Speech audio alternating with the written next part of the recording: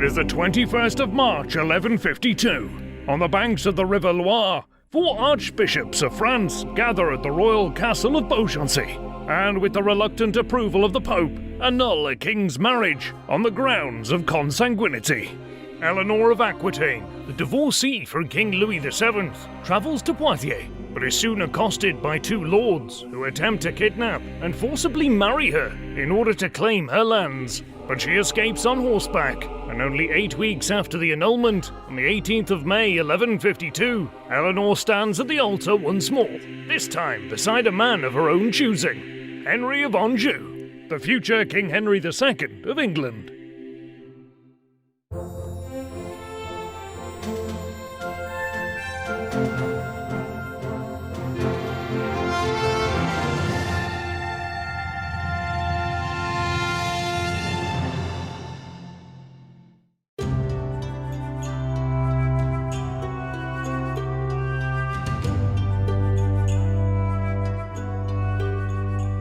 The woman known to history as Eleanor of Aquitaine was born in or around 1122 AD in the western French city of Poitiers.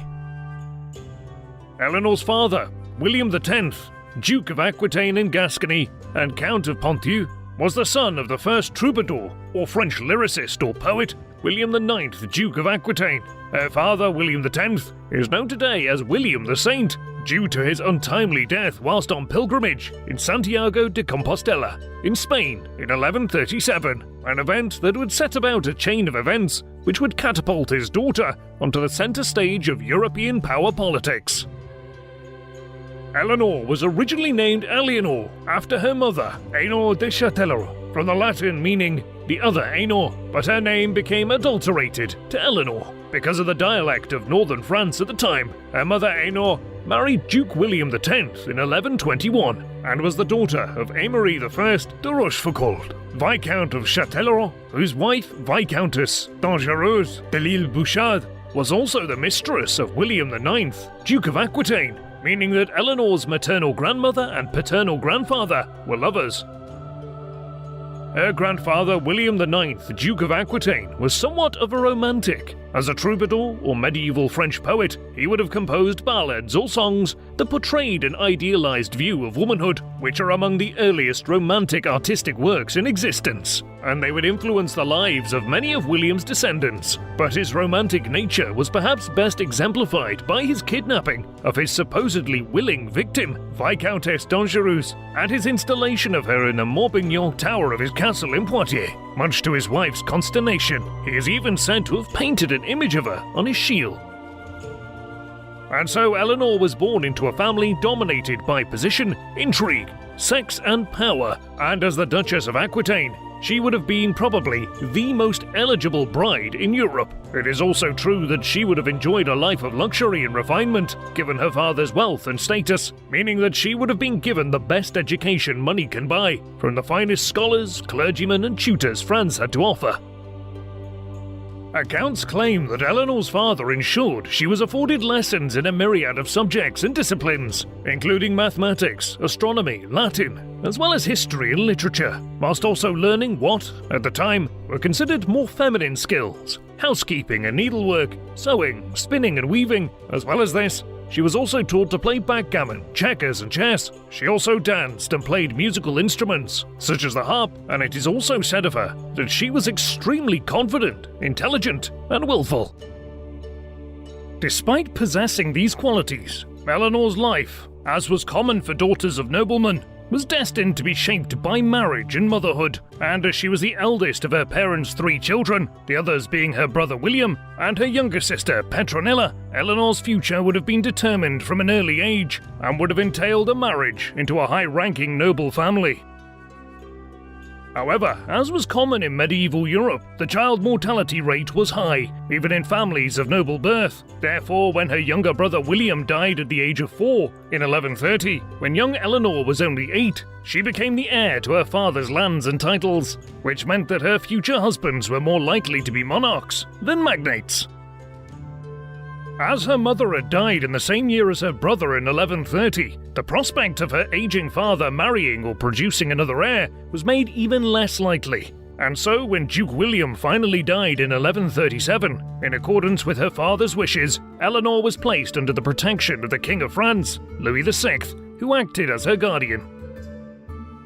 Although Louis was a noted monarch, the French crown at this time was not nearly as powerful as it would become in the late medieval era, largely because of the sheer power and autonomy of the various dukedoms, such as Burgundy, Normandy, and Aquitaine, that rivaled the French kingdom itself.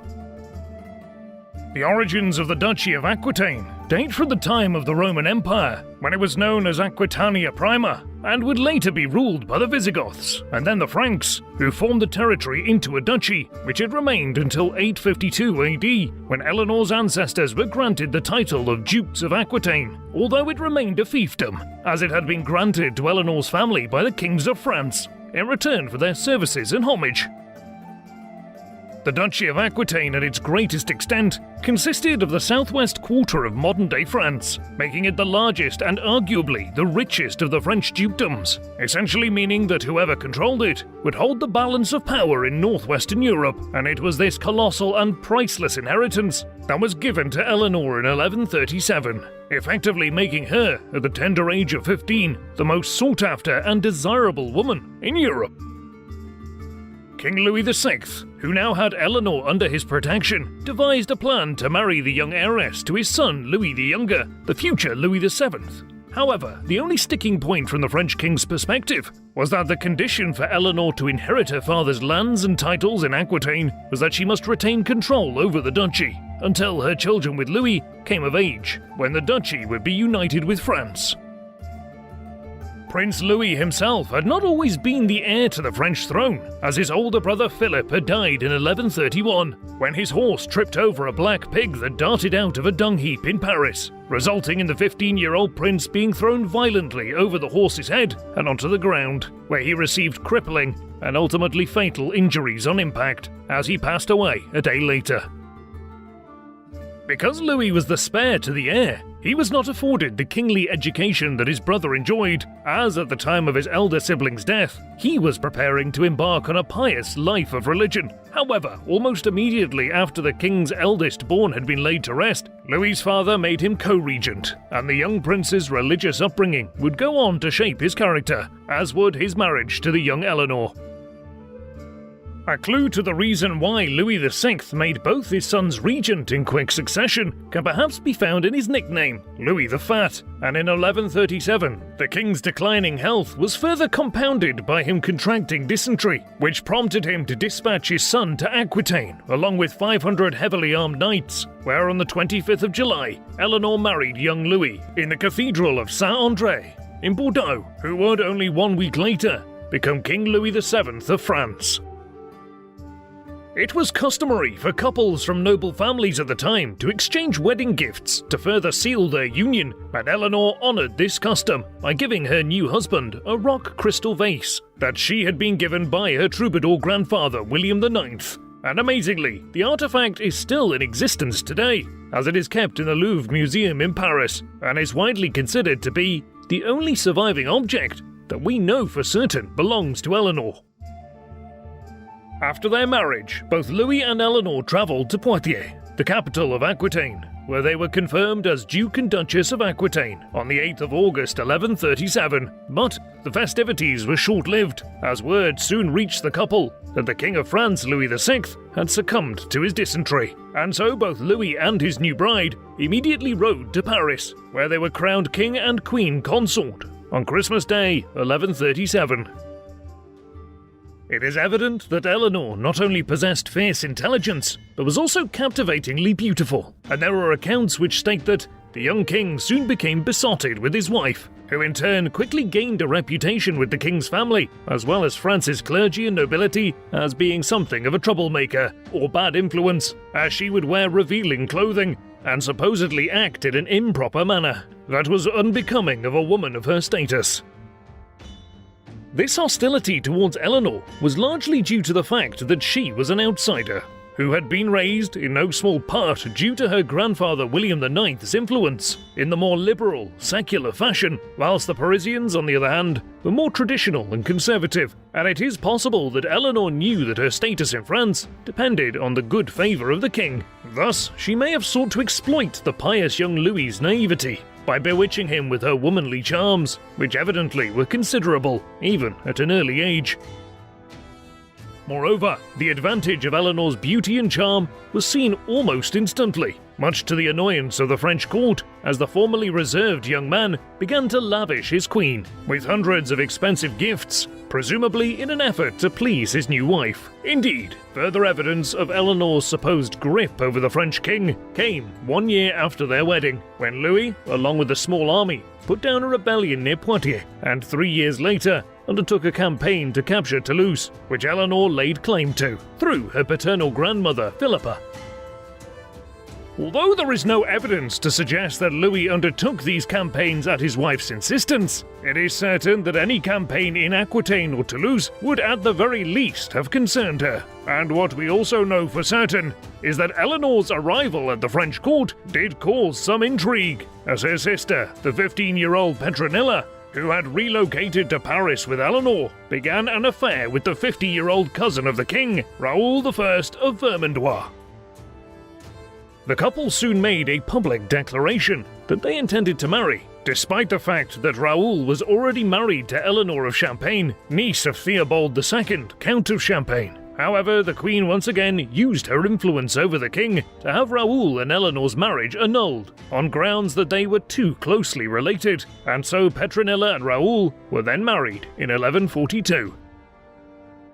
Understandably, this union greatly angered the Count of Champagne, who appealed to the then Pope Innocent II, who declared that Raoul's marriage to Petronilla was in turn invalid, meaning that both now faced excommunication as a result.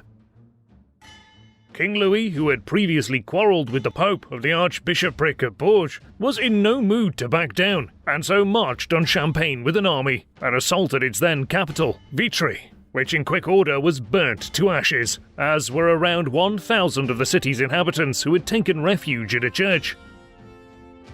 Louis was greatly affected by the agonizing deaths of so many civilians, and according to accounts, pleaded to undertake a pilgrimage to the Holy Land to atone for his sins, but despite the king's apparent sorrow, the war against Champagne would go on for 2 more years, until peace was finally agreed, with the assistance of the French abbot, Bernard of Clairvaux, who, in a private meeting with Eleanor, promised that God would grant her children if she ceased to be a negative influence over her husband. This eventually had the desired effect, as both Eleanor and her husband soon backed down, and Louis agreed to return Theobald's captured lands to him, and also agreed to cease his opposition to the Pope's choice for the Archbishopric of Bourges, whilst Raoul and Petronilla remained excommunicated until Pope Innocent II's death in 1144. For Eleanor, however, the Church's blessing seemed to have paid dividends, as she gave birth to a daughter named Marie in 1145, who would go on to marry Theobald II, the Count of Champagne's son, Henry, in 1164, and as well as this, the Queen then gave birth to a second daughter in 1151, named Alex, but she and her husband were never to be blessed with a son, which was a fact that would fuel their later division. This episode, which had seen Eleanor and her sister spark a full-scale war within France, demonstrates the power and influence they had acquired over the French king. But even a monarch as powerful as Louis could not fight for long against his own nobles and the might of the Catholic Church, and so when, soon afterwards, the king, who was still racked with guilt at the burning of civilians at Vitry, was asked by the new Pope Eugene III to lead a crusade against the Saracens in the Holy Land, Louis could hardly say no. And so, on Christmas Day 1145, in Bourges Cathedral, the king made it known that he intended to take the cross and set sail for the Middle East.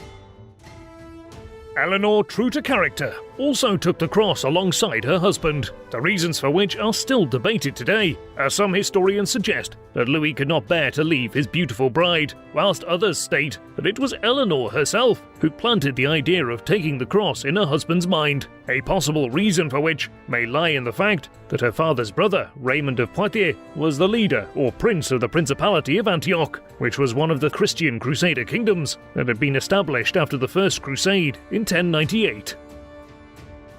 Another possible reason that Louis allowed Eleanor to accompany him on crusade could be that her doing so ensured the backing of the Duchy of Aquitaine, as Eleanor's subordinate magnates provided troops for the campaign, whilst her presence would have inevitably meant that the French king also received financial backing from his wife's duchy. The king, his wife, and their army of fellow crusaders then set out from France in June of 1147 and across Western and then Eastern Europe towards the Byzantine Empire, where they were received with suspicion by the then emperor Manuel I Comnenus, also known as Manuel Porphyrogenitus, or Born into Purple, who feared what the influx of hordes of Westerners might do to his empire, whilst the Crusaders in turn viewed the Byzantines as decadent, unreliable Christians. Despite this hostility, Eleanor herself seemed to have made a considerable impression on the Byzantines, who were clearly not used to being confronted with a woman of the French queen's power and confidence, as they later portrayed her in accounts as a warrior queen who rode horses in the male fashion at the head of her Crusader army.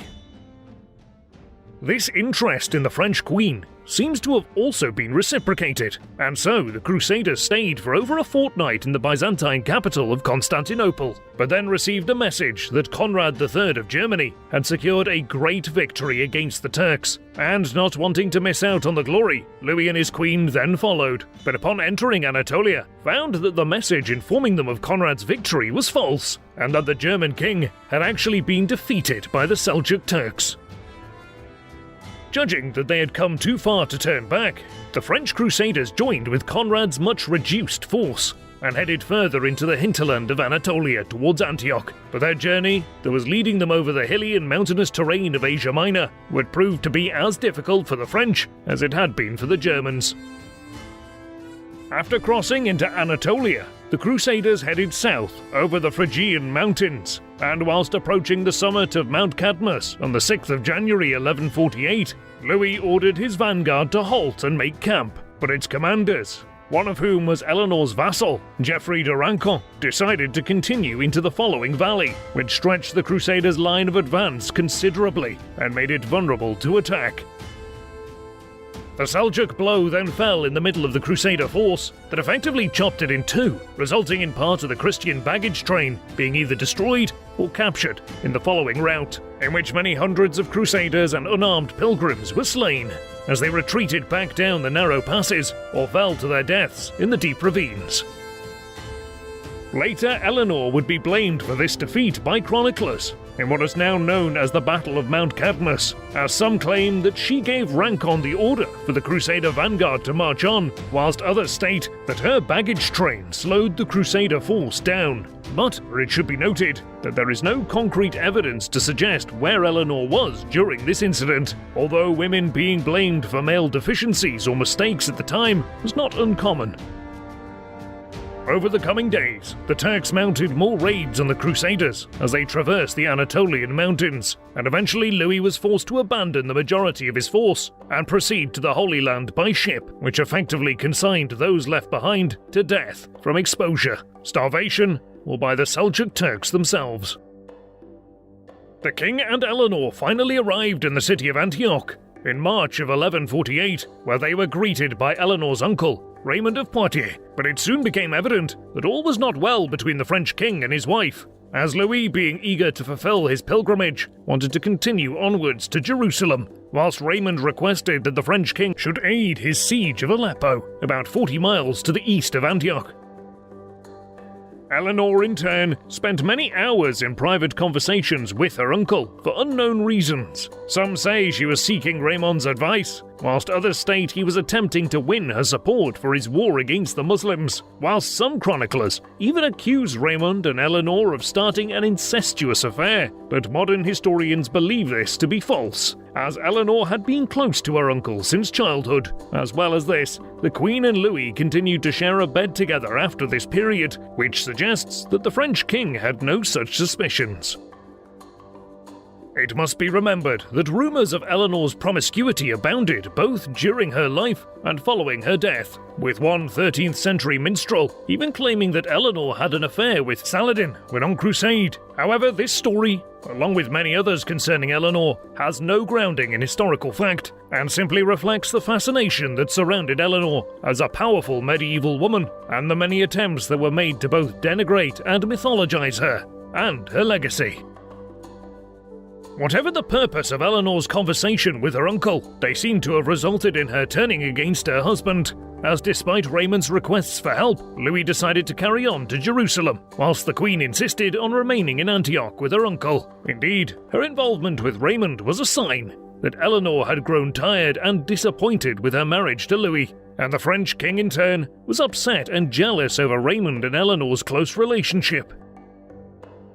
The king's insistence that Eleanor accompany him to the Holy Land led her to propose what she had been considering for some time, annulment, and so Eleanor proposed annulment on the grounds of consanguinity, as she and Louis were fairly closely related by blood, and consanguinity was common grounds for annulment during the medieval period, and was an effective tool for divorce for the nobility, as the vast majority of noble couples at this time were related to each other in some way.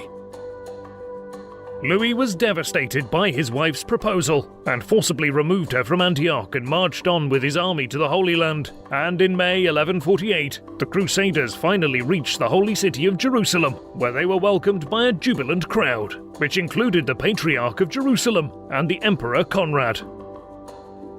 After finishing his pilgrimage with prayer at Jerusalem's holy sites, thus purging himself of his sins, Louis embarked on a siege of Damascus. However, this ended within 4 days, on the 28th of July, with failure and retreat. And as French resources were by now running low, as was morale, and as autumn was approaching, the army began to disintegrate, as men either demanded to go home or deserted. There is very little mention of Eleanor's activities during the 11 months she spent in Jerusalem, suggesting that she was still in disgrace, and the relationship between her and the French king was steadily worsening. And as was typical with Eleanor's life, there arose numerous legends of her activities in the Holy Land, including one which suggested that she brought back silkworms from the Middle East and introduced them to Aquitaine. After celebrating the Easter of 1149 in Jerusalem, Eleanor and Louis departed by ship towards Italy. But during this journey, the royal ships were attacked by a Byzantine fleet, intent on capturing the couple, and after narrowly escaping, the ships of Louis and Eleanor were then separated by a violent storm. Eleanor's whereabouts remained unknown for 2 months, until her ship was finally brought to port at Palermo in Sicily, and where she was during that 2-month period remains a mystery to this day.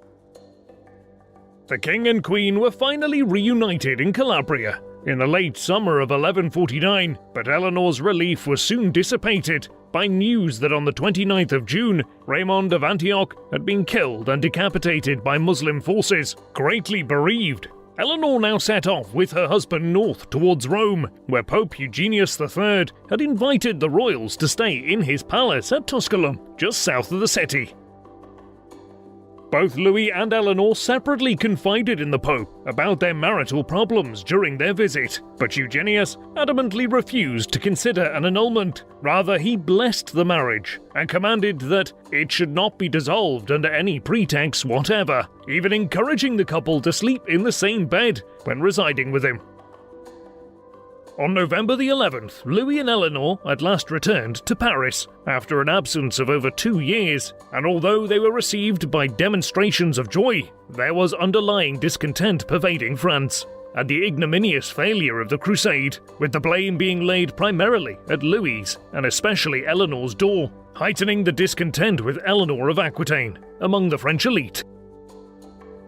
Louis and Eleanor's already tense marriage was irreparably broken, by the birth of their second child in the latter half of 1150, as the arrival of another daughter was a bitter disappointment to Louis, who, approaching the age of 30, craved a male heir to succeed him in the Capetian royal line. Indeed, he took the birth as a sign that God did not approve of his marriage, and that Eleanor had been right to call its validity into question.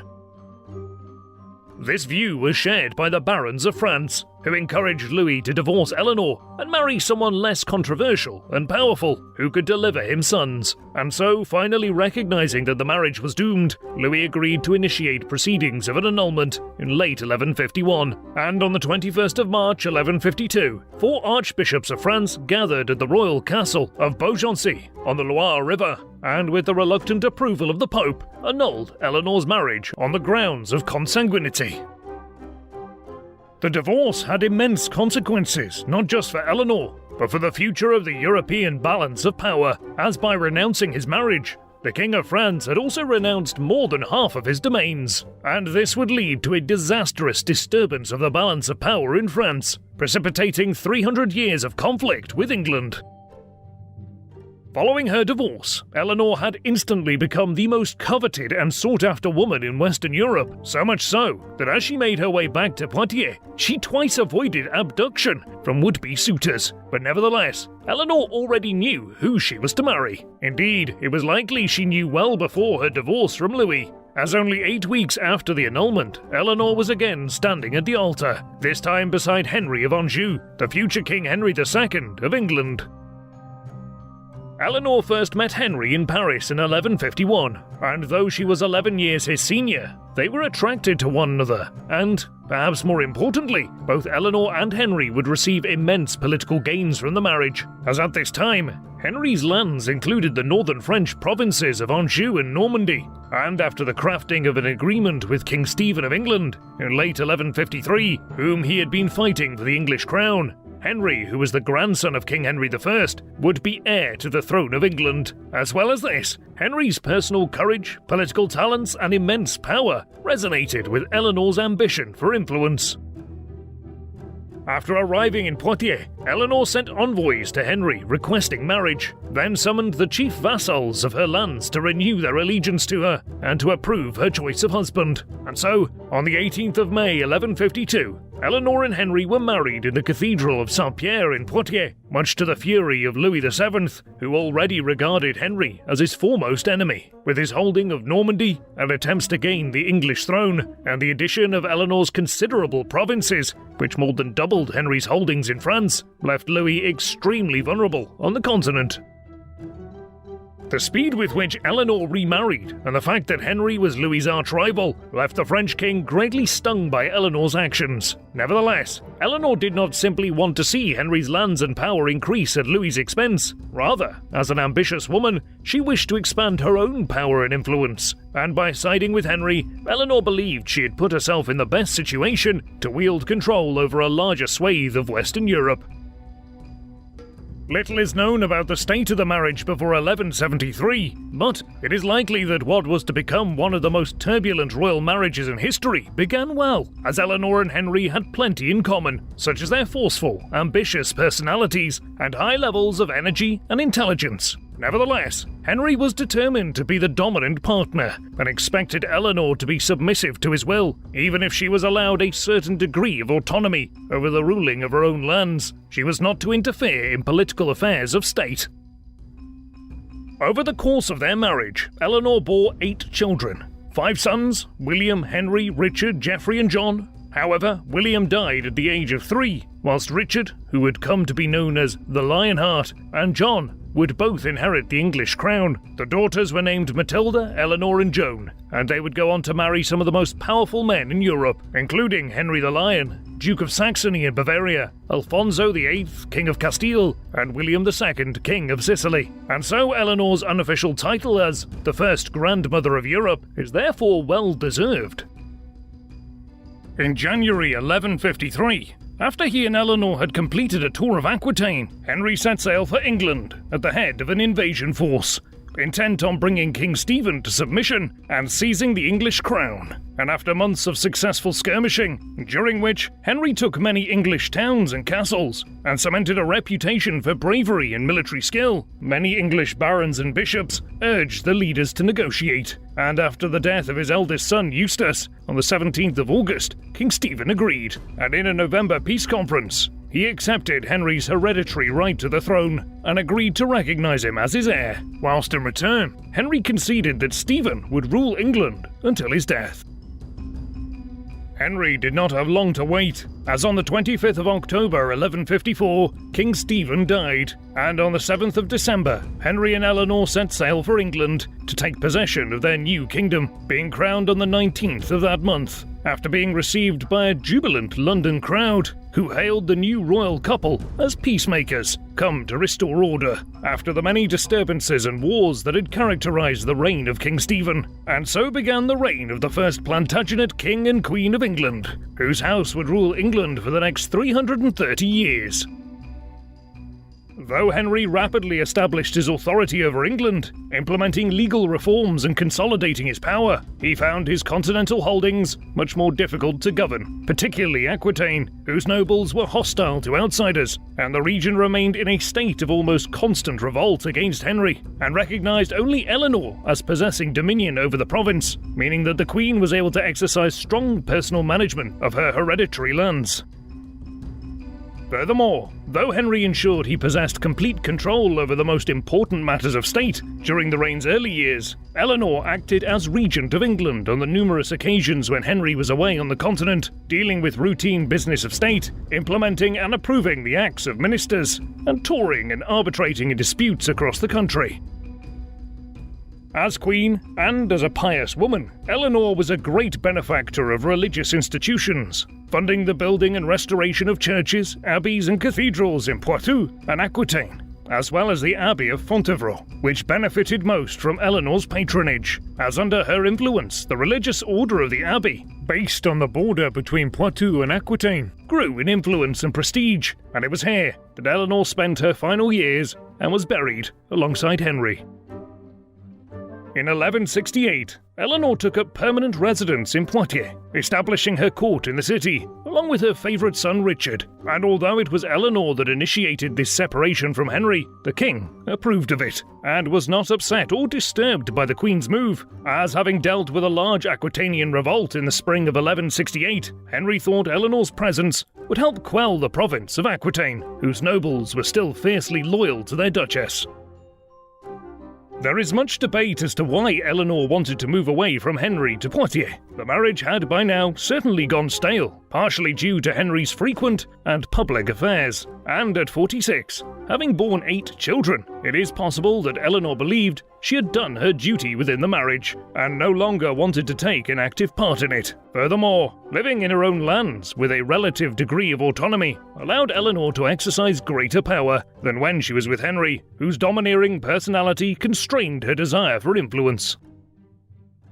From 1168 to 1173, Eleanor held a court at Poitiers that has become legendary as the so-called Court of Love, where chivalric romance was prominent, and the medieval lyrical poetry of the troubadours flourished under Eleanor's patronage. Indeed, the idea of courtly love, the conventional medieval tradition of love between a chivalrous knight and a noblewoman, in many ways sprung from the legends surrounding Eleanor's court.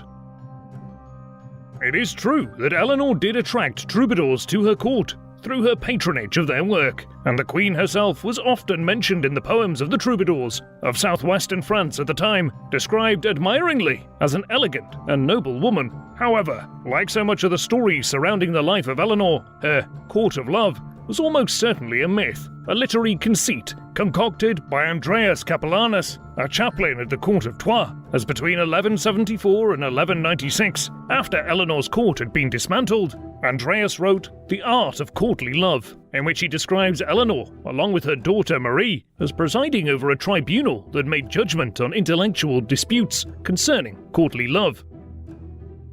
Despite these writings, there is no real evidence for this court of love in any contemporary sources. Furthermore, there is no evidence that Marie ever visited Eleanor of Poitiers. Thus, Eleanor's appearance in Andreas's work owes far more to her European reputation than her actions. Indeed, Eleanor's court was a very pious household, frequented by chaplains, and often taking part in communal worship. Whilst Eleanor was at Poitiers, pressure was growing on King Henry's rule from his eldest son Henry, and with the Treaty of Montmirail in January 1169, the king divided his vast inheritance between his three eldest sons, Henry receiving England, Normandy and Anjou, Richard receiving Aquitaine, and Geoffrey gaining Brittany. And furthermore, Henry was prematurely crowned as King of England in June 1170, in anticipation of his succession, and was dubbed the Young King. Nevertheless, the young king took after his father in his restless desire for power, his vanity, and his fierce temper, and having grown up spoilt by his parents, Henry found his position of having titles, yet no power, infuriating, and in his anger, a rift began to grow between the young king and his father, who refused to cede any political power to his son. Furthermore, King Henry was increasingly isolated politically, primarily due to the murder of the Archbishop of Canterbury, Thomas Becket, in December 1170 by 4 of Henry's knights, an act which Henry had not explicitly ordered and deeply regretted, yet one in which he was still implicated, and which shocked Christian Europe and caused great anger toward the English king from across the continent.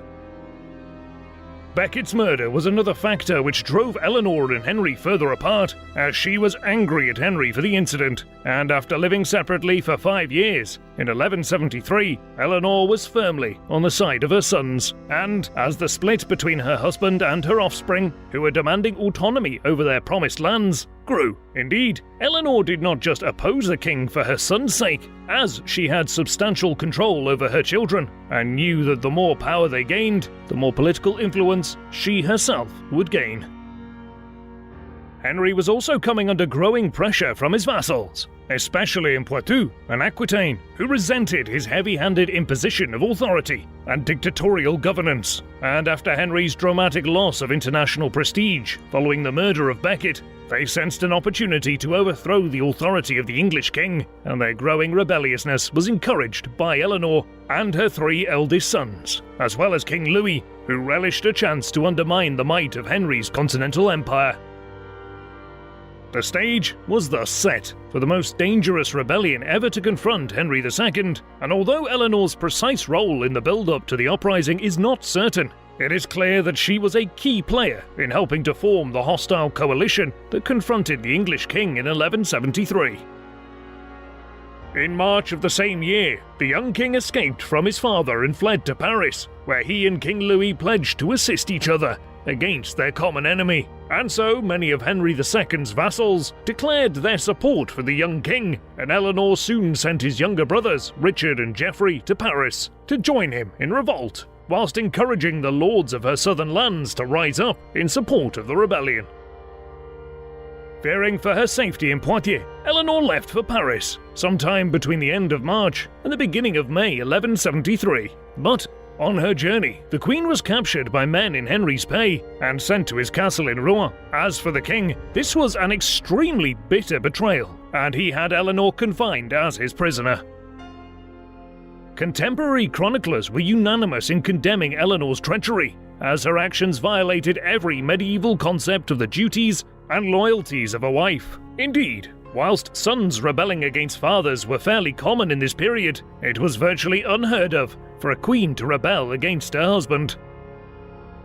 The rebellion of 1173 to 1174 saw little open warfare. However, many castles were besieged and lands ravaged, as Henry's sons and the King of France used scorched earth tactics to decimate swathes of the King of England's territory. Nevertheless, despite the power of their coalition, the young king and Louis were unable to effectively organize the divided rebel groups into a cohesive force. But Henry did retain the support of the church, as well as the vast majority of the English, who feared invasion and instability above all, and gave Henry considerable financial and military support.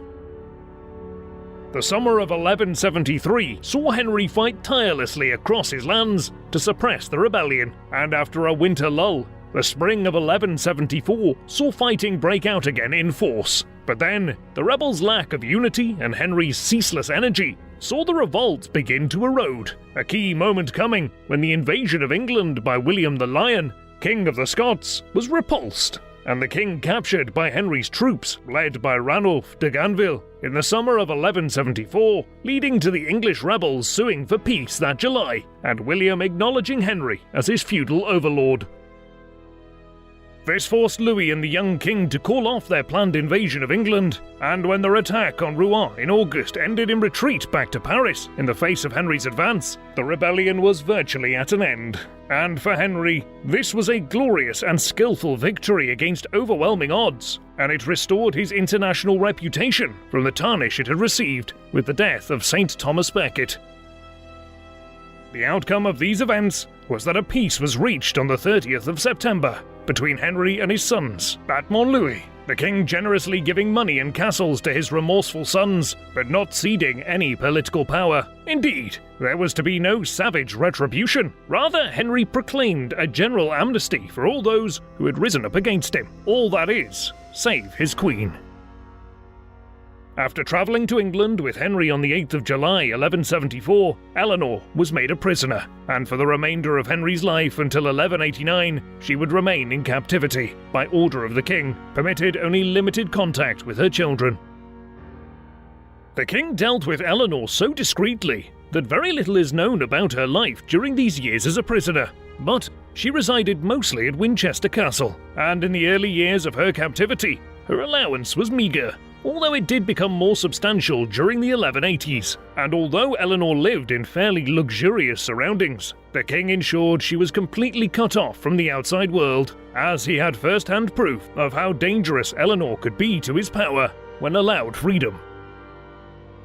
During this time, the king enjoyed many years of peace throughout his realm, but this was shattered once again by the antics of Henry's sons, as in the early 1180s, Richard's harsh suppression of rebellious barons and the ruthless enforcement of his authority in Aquitaine, which he effectively ruled in Eleanor's absence, caused his bitter vassals to look to the young king to challenge Richard, and so the impetuous young Henry, jealous of his brother's autonomy over his lands, joined with the barons of Aquitaine and invaded Richard's territory in 1182. After this, the young king's anger soon turned, once again, to his father, demanding greater power in furious outbursts to the king, and when Henry II stopped his son's allowance, the young king formed a mercenary band and raided and looted territories throughout southern France. However, in June of 1183, the young king fell violently ill with dysentery and died at the age of 28, leaving the king overcome with grief, even though he was now more secure in his rule. After the shock death of the young king, from the late summer of 1183, Eleanor was allowed greater freedom, resuming her place as queen and occasionally appearing at Henry's side in public, but there were no obvious signs that the couple's personal estrangement had ended.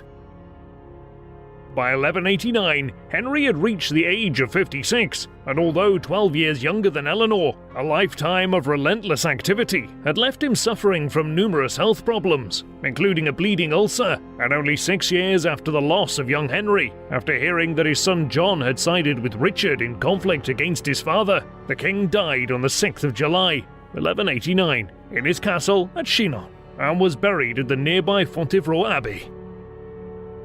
And so Richard I was crowned King of England in Westminster Abbey on the 3rd of September 1189, following his father's death, in front of an enthusiastic gathering, and one of his first acts as king was to formally order the release of Queen Eleanor from captivity. Indeed, despite having been a prisoner for 15 years, Eleanor emerged with ferocity onto the European political scene at the age of 67. And for the remaining 15 years of her life, would play a greater and more influential political role than ever before, as the Queen was able to exert far more influence over her children than she did over her late husband. With Richard in Aquitaine, Eleanor set about drumming up support for her son in England, a country that Richard had barely visited, and so upon travelling to Westminster, the Queen received oaths of loyalty from the Lords of England on behalf of the King, and in addition, Eleanor passed a host of laws in an attempt to endear the English people to their new king, including ordering the release of vassals who had rebelled against Henry II. The 31-year-old Richard sailed to Portsmouth on the 13th of August, where, thanks largely to Eleanor's efforts, he was greeted with great public enthusiasm. But Richard the Lionheart, who spoke no English, had very little interest in administering his new domain. Rather, he immediately threw himself into preparing for the project that had dominated his imagination since he took the cross as the Count of Ponthieu in 1187, that being the Third Crusade. On the 2nd of October 1187, the Turks, led by their brilliant military commander Saladin, had occupied Jerusalem and massacred the Knights Templar, causing the leaders of Western Europe, led by Pope Urban III, to rally for a new crusade. And after implementing heavy and unpopular taxes on the English people, as well as the nobility, to pay for his supplies, Richard departed from England in December 1189 to make his way to the Holy Land. And in his absence, he left Eleanor unofficially in charge of the English government.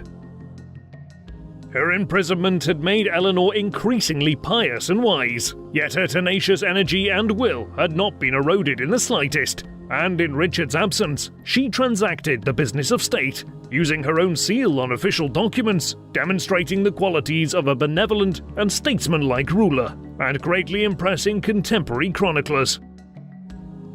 Eleanor also had to deal with the intrigues of Richard's younger brother John, who, furious at Richard's intention to name his 4-year-old nephew Arthur of Brittany as his heir, travelled up and down England in an attempt to gain support amongst the English. In addition, Philip II of France had left the crusade due to illness, and upon his return to France in 1191, Eleanor realised that the king presented another threat to Richard's authority in Europe, and after John and Philip formed an alliance in early 1191, the Queen spent considerable time and energy thwarting the intrigues of the two princes during Richard's absence.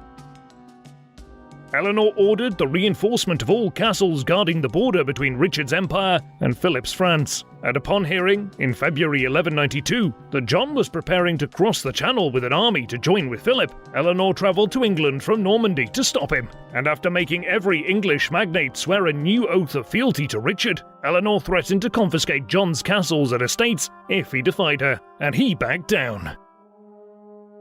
However, as the Crusaders began arriving home in the winter of 1192, having won victories but failed to recapture Jerusalem, there was no sign of Richard. Then in January 1193, Eleanor received a letter from the Holy Roman Emperor, Henry VI, stating that Richard had been captured by the Emperor's cousin, Duke Leopold of Austria, whom he had offended whilst on crusade. Leopold's overlord Henry VI was a ruthless man who was an enemy of the Plantagenets. After Henry II had supported his great rival, Henry the Lion, Duke of Saxony, and after taking control of the prisoner, Henry demanded an extortionate ransom of 100,000 silver marks, equivalent to twice the annual revenue of England. With her customary vigour, Eleanor set to work raising the king's ransom, whilst keeping the kingdom united, as news of Richard's capture threatened political chaos. This included reinforcing oaths of fealty, and again blocking John's attempts to claim the throne.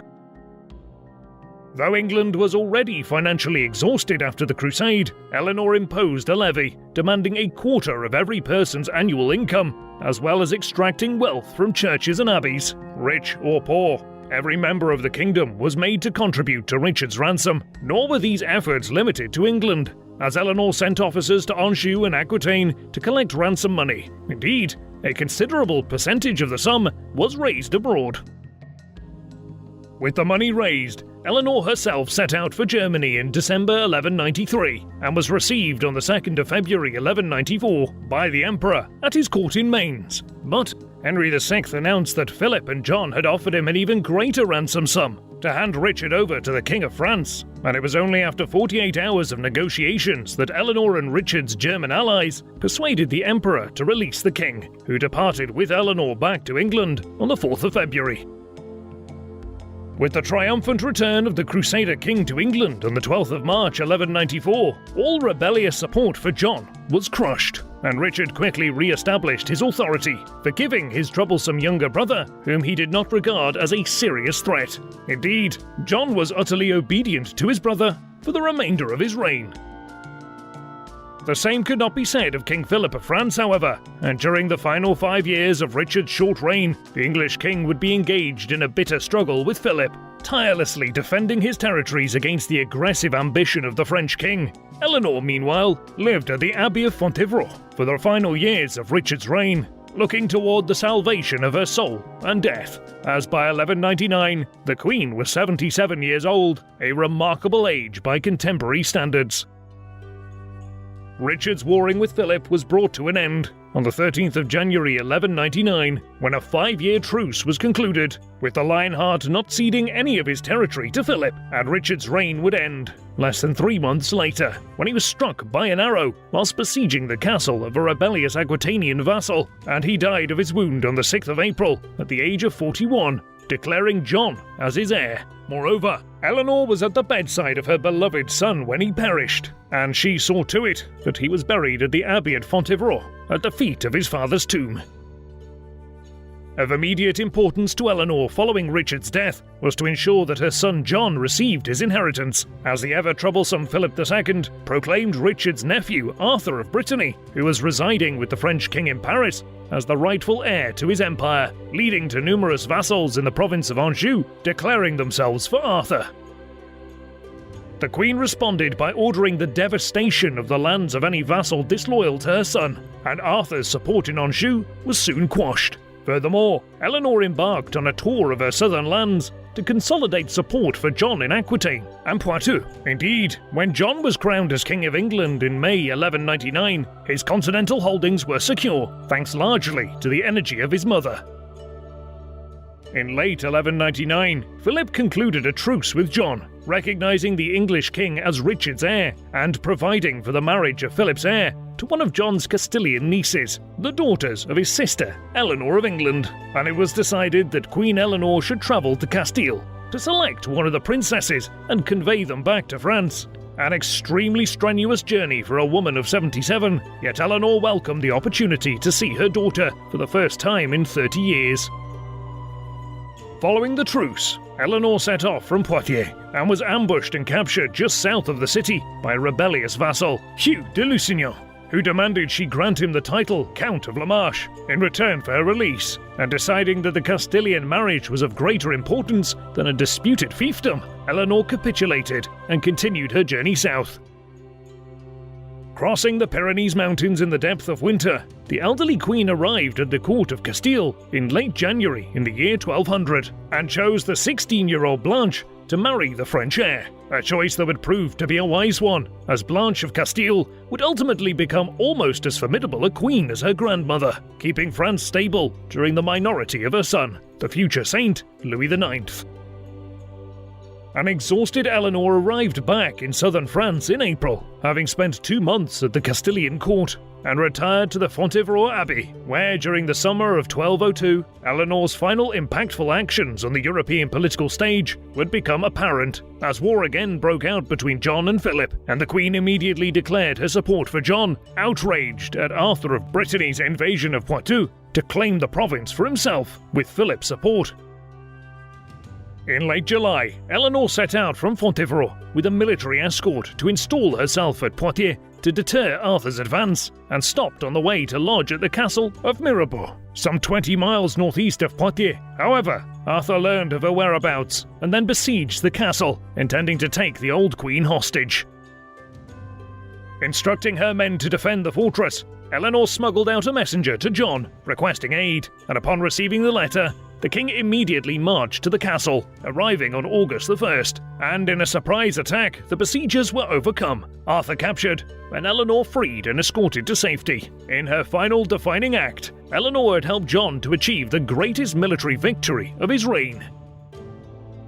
Returning to Fontevraud Abbey, Eleanor took the veil and became a nun for the remainder of her life, finally dying on the 1st of April 1204 at the age of 82. And was buried in between her husband and her son, Henry II and Richard I. During her final years, the Queen's empire was falling around her, as the ineffectiveness of King John was ruthlessly exploited by Philip of France, who by 1205 had taken Normandy, Anjou and Poitou from the weak king. Moreover, Eleanor's immediate legacy was marred by the fall of her empire, and medieval 13th century chroniclers ensured her reputation was dominated by the rumours of scandals of her youth, rather than the wise and pious rule that defined her later years. Indeed, the collapse of John's continental holdings demonstrates Eleanor's importance and skill as a queen, as it was only when Eleanor withdrew from her political life that the empire that she had spent so much of her life working to uphold collapsed.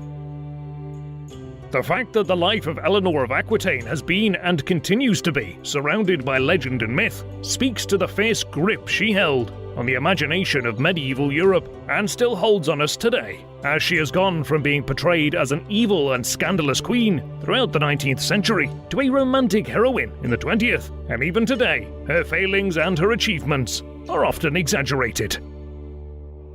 Eleanor achieved a remarkably long career as a central political figure in Europe, ruling as capably as any man at a time when most people of her age should have been dead. She also had an important impact on history in an era when women were so often relegated to a servile role. Indeed, there are not many more influential figures in the history of medieval Europe, as the nuns of Fontevraud wrote in her necrology. About the first queen of the Plantagenet dynasty, she surpassed almost all the queens of the world. What do you think of Eleanor of Aquitaine? Was she really a charming seductress, using her womanly wiles to their greatest advantage? Or was she a beautiful and intelligent stateswoman, whose fierce loyalty to her children outranked the love of any king or commoner? Please let us know in the comments section, and in the meantime, thank you very much for watching.